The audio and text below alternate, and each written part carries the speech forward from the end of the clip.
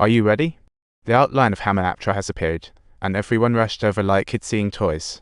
Even Camel seemed to know how excited she was, charging ahead of the pack, full of energy. She was the first to charge into the ruins, everyone lining up like a flash mob, while Evelyn activated her professional knowledge mode and found the entrance to the... She used the eyeglass to bounce sunlight into the underworld and found out they landed right near the mummy-making station. See, everyone was buzzing around like ants on a hot stove. O'Connell led the way, just stepping into a narrow passage when suddenly a weird sound broke the silence, making everyone jump like scared cats. While exploring, they found Annabeth's statue, and even suspected nearby held the artifacts in dark crystals.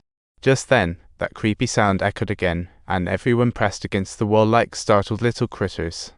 O'Connell readied his guns, aiming them at the source of the sound, prepared for an unknown challenge. It turned out to be a false alarm, but the Americans insisted on pushing them out, and O'Connell wasn't backing down, making it a gun-toting family. Even spotted a gap on the ground, hinting at a secret passage to another level, soothing everyone down before pulling O'Connell and Jonathan for an adventure. However, once O'Connell left, the Americans found a hidden compartment under the statue. Clearly the team needed to test their luck. Sure enough, they triggered a high-pressure acid trap in the secret room, and the poor workers sadly went offline.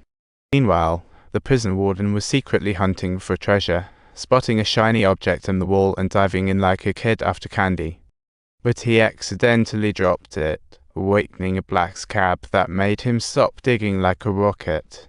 Pain and panic made him scream uncontrollably, struggling to rip off his clothes as that scarab began to party in his body. It crawled from his belly to his face and finally parked itself on his head at Classic. Meanwhile, others spotted a compartment at the statue's base. Before opening, the Red Hat Duck shouted, "There's a trap." With guns, Americans stay very cautious, forcing hesitant workers to persevere. Sure enough, the compartment was opened, but it turned the three workers into steam pots immediately. O'Connell made a breakthrough too, as Jonathan accidentally triggered a trap, and the sarcophagus under the statue came crashing down. Evelyn warned them, anyone buried in a place like this is either a bad egg or someone who did some bad things. Seeing grooves on the sarcophagus, Evelyn recalled key info that night and quickly took a box from her bag. Opened and placed, it fit perfectly, then the warden screamed outside. The three rushed outside only to see the warden acting like he was possessed, smashing into the stone wall and going completely still. Soon, it grew dark. Both teams returned to ground. Jonathan found a wine bottle in the warden's pack, thinking, party. The scarab was nowhere to be found, and just as he was about to celebrate, a team barged into Hamunaptra. It was the return of the black-clad crew. After facing off against O'Connell, the leader stopped his crew but warned the treasure hunters. Little did he know that his warning only fueled their urge to dig. To the Americans, his warning was basically a green light to dig even deeper for treasure. Next morning, as the sun rose, both teams descended again, and the Americans dragged out a box covered in runes. The savvy Red Hat Doctor noticed the box was covered in ancient Egyptian curses, and right after he spoke, eerie howls filled the air. The wind howled, and the workers could no longer hold on, choosing to value their lives and jumping ship. The Americans claimed not to believe it, yet felt uneasy inside. The doctor started translating the curses, and it felt like a chill ran down their spines. Rumor has it that if the dead are brought back to the land of the living, they face mysterious laws, and they better be ready. Otherwise, they'd be hunted down by the dead, who'd swoop in and take all the treasure.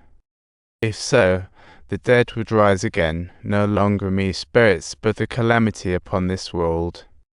Benny was horrified by the ominous presence, backing away in fright and mumbling curses as he turned to flee. American scoffed, opened the box 20 emailed Cyrillic letter 4 BBC Cyrillia Sheena Hoff 20 emailed Cyrillic letter 4 BBC Cyrillic Cyrillic Oya 3/4 emailed times Cyrillic letter 4 3 not sent 2 micro paragraph A 3 all not Obrov la Otilde Q Arabic letter 6 7 3 current sysime paragraph graph, revealing a book of the dead and organ pots. Each person present had a share, blissfully unaware that their current happiness would lead to immense regret later. Meanwhile, O'Connell and the others popped the sarcophagus open. To their surprise, a mummy shot out from inside. Shockingly, this mummy, apparently dead for 3,000 years, looked as fresh and pink as a baby. O'Connell noticed the sarcophagus was covered in claw marks, indicating that the mummy had been trapped here while still alive. However, there were inscriptions on the side indicating death directives, and a bad feeling surged through the trio. At that moment, the evil high priest Imhotep was about to rise from his tomb, bringing even greater chaos. That night, passing the American camp, even saw the doctor unlock the Book of the Dead and cheekily intervened. Unfortunately, her curiosity sparked a disaster.